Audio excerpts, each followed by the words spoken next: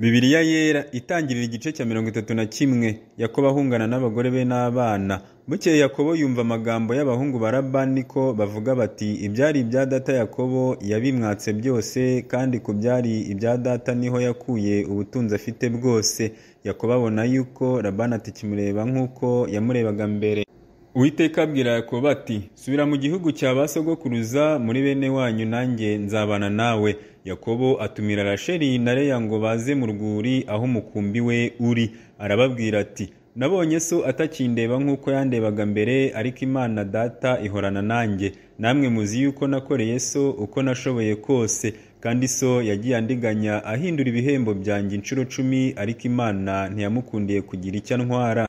Yambwira ati z'ubugondo nizo zizaba ibihembo byawe, umukumbi wose ukabyara iz'ubugondo. Yambwira ati z'ibihuga nizo zizaba ibihembo byawe, umukumbi wose ukabyara ibihuga. Uko niko Imana yatse so amatungo ye ikayampa. Kandi ubwo umukumbi warindaga, nubuye amaso ndota mbona amapfizi y'ihene yimije umukumbi, yari ibihuga n'ubugondo n'ibitobo. Marayika w'Imana ampamagarira mu nzozi ati Yakobo. Nditaba nti karame. Arambwira ati ubura amaso ureba amapfizi y'ihene yimije umukumbi yose ni ibihuga n'ubugondo n'ibitobo, kuko nabonye ibyo Labani akugirira byose.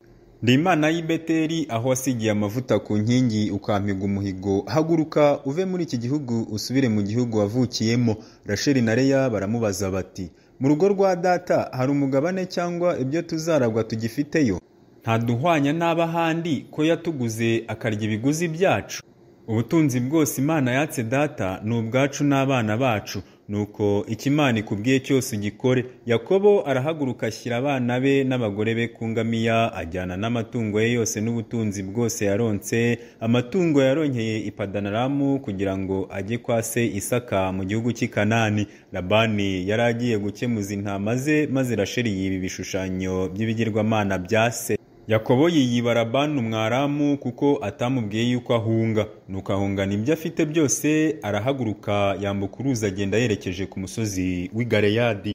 Labani akurikira Yakobo amurakariye. Ku munsi wa gatatu babwira Labani yuko Yakobo yahunze. Ajyana na bene wabo aramukurikira.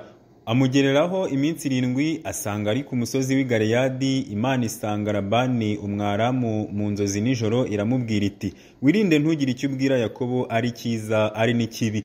Labani afatira Yakobo. Yakobo yari abambye ihema rye ku musozi, Labani na bene wabo nabo bayabamba ku musozi w'i Galeyadi. Labani abaza Yakobo ati icyo wakoze icyo ni iki, kunyiyiba ukajyana abakobwa banjye nk'abanyagano? Watewe n'iki guhunga rwihishwa ukanyiyiba? Ntumbwire ngo ngusezeresheho ibiganiro by'ibyishimo n'indirimbo n'ishako n'inanga. Ntunkundire gusoma abuzukuru banjye n'abakobwa banjye. Wakoze iby'ubupfu.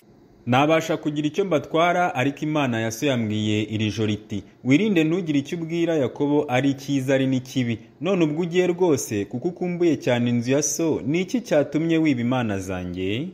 Yakobo asubiza Labani ati irya mbere nuko natinye ko wanyaga abakobwa bawe. Irya kabiri uri bubona n'imana zawe ntazabeho. Imbere ya bene wacu saka icyawe kiri mu byanjye ukijyane, kuko Yakobo yari atazi yuko Rasheli yazibye. Labani yinjira mu ihema rya Yakobo no mu rya Leya no mu ya za nshoreke zombi arazibura. Ava mu ihema rya Leya yinjira mu rya Rasheli. Rasheli yari yenze bya bigirwamana abishyira mu matandiko y'ingamiya ayicaraho. Labani asaka mu ihema hose arabibura. Rasheli abwira se ati ntundakarire databuja yuko ntaguhagurukiye, nuko ndi mu mihango y'abakobwa. Arasaka abura bya bigirwamana. Yakobo ararakara atonganya Labani aramubaza ati nagucumuyeho iki? Nakoze cyaha ki cyatumye unkurikira vuba vuba? None usatse mu bintu byanjye byose, ubonye iki cyo mu byo mu rugo rwawe? Kizane hano gishyira imbere ya bene wacu na bene wanyu badukiranure. Imyaka 20 twabanye, intama zawe n'ihene zawe n'inyagazi ntizarambururaga. Amapfizi y'intama yo mu mikumbi yawe sinayariye. Iyicwaga n'inyamaswa sinakuzaniraga ikirira. Nayishyiraga ku mubare wanjye, wandihishaga izibwe naho haba ku manywa cyangwa nijoro. Nameraga ntya. Ku manywa nicwaga n'umwuma, nijoro nkicwa n'imbeho, ibitotsi bikanguruka. iyo myaka uko ari 20 nabaga iwawe, nagutendeyeho abakobwa bawe bombi imyaka 14, mara imyaka 6 nkorera umukumbi, wahinduye ibihembo byanjye inshuro 10. Iyaba Imana ya data, Imana ya Aburahamu, Isaka yubaha itabanye nanjye, ntuba warabuze kunsezerera ntacyo mfite. Imana yabonye kugirirwa nabi kwanjye n'umuruho w'amaboko yangira ijoro ryakeye iragukangara. Yakobo na Labani basezerana, Labani asubira iwabo. Labani asubiza Yakobo ati, abakobwa ni abakobwa banjye, n'abana ni abanjye, n'imikumbi ni iyanjye, ibyo ureba ibi byose ni ibyanjye. None nabasha nte kugira icyo ntwara abakobwa banjye cyangwa abana babyaye? None jye nawe dusezerane isezerano ribe ubuhamya hagati yacu. Yakobo yenda ibuye arishinga nk'inkingi. Yakobo abwira bene wabo ati, nimuteranye amabuye, barayazana. Barema igishyinga, basangirira kuri icyo gishyinga. Labani akita Yegarisahaduta, Yakobo nawe akita Garedi. Labani aravuga ati, iki gishyinga ni umuhamya hagati yacu uyu munsi, nicyo cyatumye cyitwa Garedi, kandi cyitwa na Misipa, kuko Labani yavuze ati, Uwiteka agenzure hagati yacu nituba tutakibonana.